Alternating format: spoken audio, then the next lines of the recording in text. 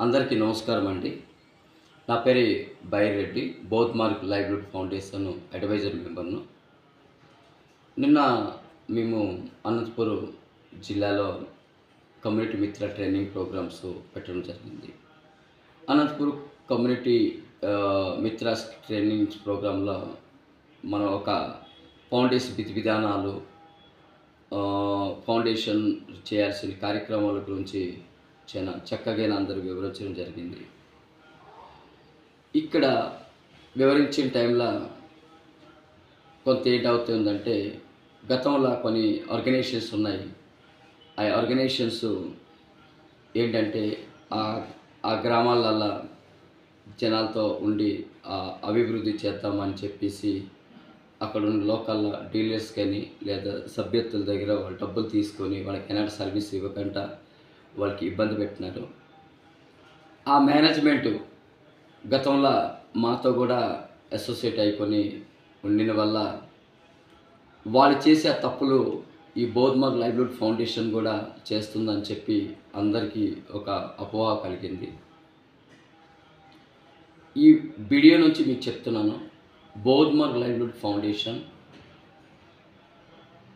విధి విధానాలు వేరే, మీరు చెప్పే ఏ ఆర్గనైజేషన్స్ ఉన్నాయి వాళ్ళ విధి విధానం వేరే, వాళ్ళ మేనేజ్మెంటు వాళ్ళు చేసే విధి విధానాలు మా బౌత్ మార్క్ లైవ్లీహుడ్ ఫౌండేషన్ మాదొక central government company act 2013 section 8 company licence organisation. మేము దీన్ని ఒక మంచి ఇంటెన్షన్స్తో ఈ యొక్క ఫౌండేషన్ని స్థాపించడం జరిగింది. దీనికి భారతదేశంలో ప్రతి ఒక్క జిల్లాలోట ప్రతి ఒక్క సభ్యుల దగ్గరికి వెళ్ళాలంటే ఆల్రెడీ ఎగ్జిస్టింగ్ ఆర్గనైజేషన్స్తో కొలాబరేట్ వెళ్ళాలని ఆలోచన పెట్టుకున్నాం. అట్లా చాలా ఆర్గనైజేషన్తో మేము మాట్లాడడం జరిగింది. ఆ ఆర్గనైజేషన్తో కొలాబరేషన్ వెళ్ళడానికి మేము నిర్ణయించుకున్నాం. ఆ భాగంలో మాత్రం వాళ్ళకి అప్రోచ్ చేయడం జరిగింది. ఎప్పుడు వాళ్ళు చేసే విధి విధానాలు, వాళ్ళు చేసే ఈ గతంలో ఉన్న కార్యక్రమాల వాళ్ళకు కొన్ని సమస్యలు చూసి వాళ్ళ నుంచి మేము టోటల్గా వాళ్ళకి ఇవ్వమని చెప్పేసి వాళ్ళకి చెప్పడం జరిగింది. అప్పుడు బౌత్ మార్క్ ఏమనుకోండి, ఒక్కొక్క ఆర్గనైజేషన్ ఎగ్జిస్టింగ్ ఆర్గనైజేషన్ వాళ్ళకి పర్సనల్ ఇష్యూస్ కానీ వాళ్ళ సంస్థ సమస్యలు కానీ ప్రజల్లో గతంలో వాళ్ళు చేసిన కమిట్మెంట్ ఫుల్ఫిల్ చేయడానికి వాళ్ళకడ ఉన్న లోపాలు ఇవన్నీ వల్ల మా ఫౌండేషన్ పేరు కూడా బ్యాడ్గా కావడం అవుతుంది వాళ్ళతో కలిసి వెళ్ళినప్పుడు. అందుగురించి మేము అక్కడి నుంచి పోయి ఎందుకు ఇండిపెండెంట్గా మనం మళ్ళీ ఎందుకు డ్రైవ్ చేయాలనుకుని నిర్ణయం తీసుకుంటూ మేము ఈ యొక్క సెల్ఫ్ డ్రివెన్ మోడ్లో మళ్ళీ వచ్చాము. Both mark livelihood foundation working models చెప్తాను మీకు, ప్లస్ మెంబర్షిప్కు ఎవరు ఇక్కడ సభ్యత్వంలో ఉన్నారో వాళ్ళ బెనిఫిట్స్ గురించి ఎక్స్ప్లెయిన్ చేస్తాను. మేము both mark livelihood foundation main object అవుతుంది పట్టణంలో ఉన్న అన్ని సదుపాయాలు గ్రామాల్లో ఇవ్వడం. ఈ పట్టణం ఉన్న అన్ని సదుపాయాలు గ్రామంలో ఇవ్వాలి అంటే ఫస్ట్ ప్రజలకి అందుబాటులో ఉండేలాగా మా ఫౌండేషన్ ప్రతి ఒక్క గ్రామంలో 500 కుటుంబాలకి ఒక కమ్యూనిటీ మిత్రాన్ని మేము రిక్రూట్ చేస్తున్నాం. ప్రతి ఒక్క గ్రామంలో ఒక పబ్లిక్ హెల్ప్ డెస్క్ స్థాపించడం జరుగుతుంది.